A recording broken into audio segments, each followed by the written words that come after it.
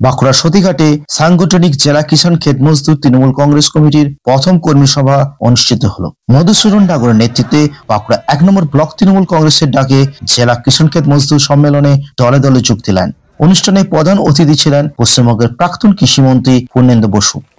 এই প্রথম যে সম্মেলন কর্মী সভা আমাদের কেঞ্জাকুড়ার গামছা দিয়ে আমরা বরণ করে নিচ্ছি। বরণ করছেন আমাদের প্রাথমিক শিক্ষা সংসদের সভাপতি সাথী ব্যানার্জি মহাশয়।